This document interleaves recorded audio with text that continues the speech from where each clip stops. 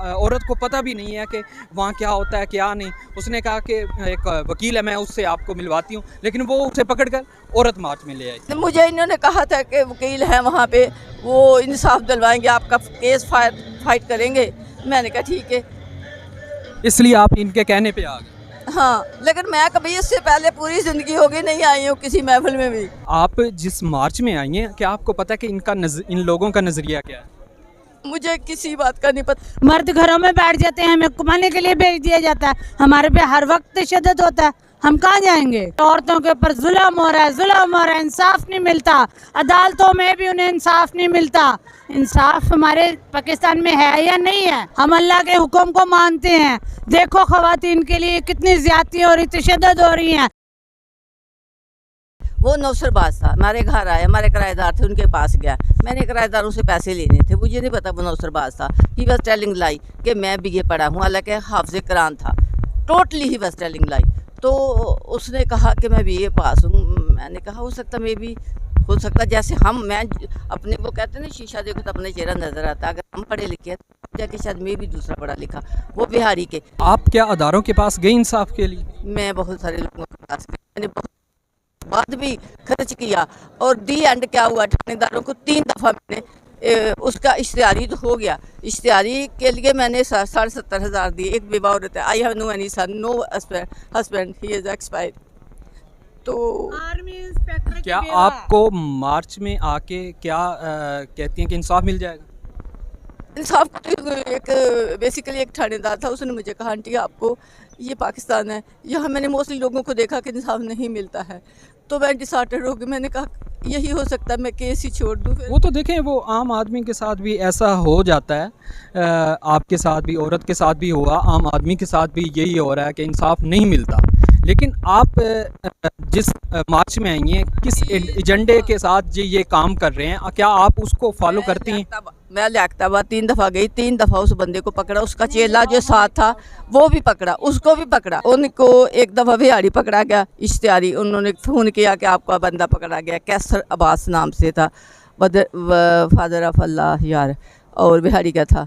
और उसके बाद उसको एक दिन के लिए इन्होंने जेल में रखा, दूसरे दिन उसका रिश्तेदार आया, उसको छुड़ा के भी ले गया पैसे दे के। ये क्या इंसाफियत है? मुझे क्या इंसाफ मिला? उसको छोड़ना चाहिए ऐसे बंदे को, कुछ तो उसको सजा मिलती।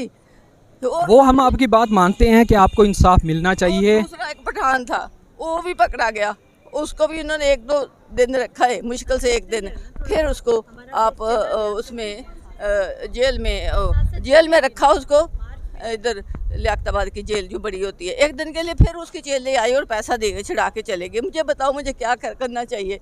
मैंने पैसे भी लगाए, ऊपर कितने पैसे लगा रही है। एक वकील आया, लॉयर इज ऑलवेज लायर, मैं ये कहती हूँ, वो भी कहते हैं, लेकिन इतना नहीं करना चाहिए। बंदे को देख के फैसला करना चाहिए कि आया इस काबिल है कि इतने पैसे दे सके। 1,04,000 वो मुझसे ले गया, उसका नाम है सरफराज, वो वकालतनामा, और वो जाता ही नहीं था। अच्छा, इतनी डेटें उस बंदे को पड़ी, चोर उसको, कसूरवार को, 1, 2, 3, 4 कितनी भी पड़ी, वो एक दफ़ा भी नहीं आया, कोई नोटिस नहीं उसके खिलाफ। देखिए, हम चाहते हैं कि आपको इंसाफ मिले, लेकिन आप जिस मार्च में आई हैं, क्या आपको पता है कि इन लोगों का नज़रिया क्या है? मुझे किसी बात का नहीं पता। She bring me here. ये जो औरत है, ये आपको लेके आई? Yes, she told me they will do everything for you. मुझे नहीं पता, therefore I came here, otherwise I don't like to come any place. अल्लाह पे छोड़ा। मैंने कहा, उसने कुरान की कसमें हाथ में खाई, करामे मुकद्दस या बाइबल इसलिए नहीं बनी हुई है कि हम इनको आगे करके पीछे इतने बड़े बड़े चोर डाकू लफंगे क्या है, इसलिए बनी हुई है। आपके सामने कोई कुरान की कसम खाएगा, आप बोलेंगे यार इसने कसम तो बड़ी खाई है, तो हो सकता है सच्चा हो। तो भी मैं यकीन किया इस पे, मैंने कहा हो सकता है मैं भी सच्चा हो। मेरी सामने दोस्त ज़िंदगी में कभी भी, मैं मुस्लिम कृष्ण में पढ़ी हूँ, मैंने कभी इस बात को नहीं रखा मज़हब को। मैं कहती हूँ हर मज़हब अच्छा है, जिसका भी है, बशर्ते कि उस इंसान में इंसानियत हो, कुछ नहीं। आप मुस्लिम?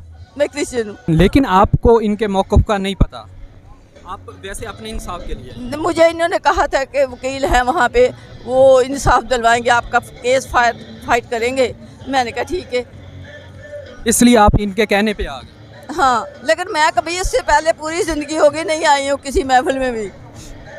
मैं तवाक में ड्यूटी की है 25 साल, उसके बाद 2015 में मैं रिटायर हो गई थी, बच्चे बाहर चले गए थे, मेरी फैमिली बाहर चली गई थी due to death of my husband. I could not go there. जब मैं आईसीयू में थी, मोस्टली लोग आते थे नॉन अफोर्डिंग, वो अगर कहते थे हम ये तकलीफ़ में, तो प्रोफेसर की फ़ीस देना, विजिट देना मुश्किल होता था, तो मैं उनको डिस्काउंट करके देती थी या फ्री करवा देती थी, ये मैं कर सकती थी। इससे ज़्यादा और मैं करवाती क्या। इतने लोग मेरे पास, मेरे हस्बैंड के पास जाते थे मेरा शुक्रिया अदा करने के लिए, आपकी वाइफ गुड बीवी है, क्योंकि वो हर किसी का ख्याल रखती थी, इतना मुझे याद है। और मैंने हर किसी के साथ अच्छा किया। जो मेरे लिए बदकिस्मती थी वो मेरे लिए थी। लाखों की रकम थी जो कि बैंक बैलेंस था, मैंने अमेरिका जाना था, मेरी फैमिली उधर है, मैं अकेली यहाँ रोल रही हूँ, फ़कीर नहीं बन गई। इससे ज़्यादा मुझे क्या तकलीफ़ हो सकती है। ठीक है, इंशाल्लाह माँ बाप की सुनने वाला कोई है, सुनने वाला। मैं तो सोचती हूँ मैं ख़त्म 2 to 3 time I bring poison from बाजार, आई शुड डाई। यहाँ कोई इंसाफ नहीं, यहाँ लुट गई, मैं पैसे दे दी, बदनाम बेइज्जत अलहदा हुई।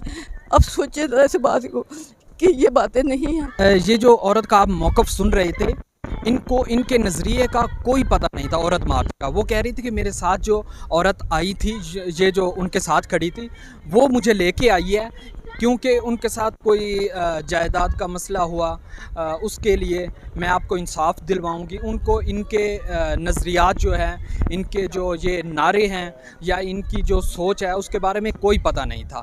उसे ये भी पता नहीं था कि औरत मार्च क्या होता है, हम किस लिए हैं। वो कह रही थी कि इसने मुझे बोला है कि यहाँ मैं आपको, एक वकील है, मैं आपको उनसे मिलवाऊंगी। औरत को पता भी नहीं है कि वहाँ क्या होता है क्या नहीं। उसने कहा कि एक वकील है, मैं उससे आपको मिलवाती हूँ, लेकिन वो उसे पकड़कर औरत मार्च में ले आई। तो इसके साथ ही वीडियो को एंड करते हैं, तो दीजिए इजाज़त। सलीम इदरीस जी। नाजरीन, हमारे साथ एक खातून है जो कि औरत मार्च का हिस्सा है, हम इनसे बात करते हैं। ये आपने पोस्टर पर क्या लिखा हुआ है? क्या मेरा इंसाफ के लिए, ह्यूमन राइट्स, इंसानी हकूक़ की जदोजहद करती हूँ। मैं पैरा लीगल एडवाइज़र बेहाफ आसमा जहांगीर मरहूमा साहिबा के है। जबकि मैं देखती हूँ कि औरतों के ऊपर जुल्म हो रहा है, इंसाफ नहीं मिलता, अदालतों में भी उन्हें इंसाफ नहीं मिलता। इंसाफ हमारे पाकिस्तान में है या नहीं है? क्यों हमें तहफ़्फ़ुज़ नहीं दिया जाता? ये तो इस मार्च के बरक्स है, लेकिन इधर तो और नारे लगाए जा रहे हैं। पोस्टर जो अभी से हैं इधर और हैं। इधर हमारे एक ही नारे हैं, हमारे हकूक़ से मुतल्लिक है। हम ख़वातीन के हकूक़ को चाहते हैं, हम अल्लाह के हुक्म को मानते हैं। देखो ख़वातीन के लिए कितनी ज़्यादती और तशद्दुद हो रही हैं। मर्द घरों में बैठ जाते हैं, हमें कमाने के लिए भेज दिया जाता है, हमारे पे हर वक्त तशद्दुद होता है, हम कहाँ जाएंगे?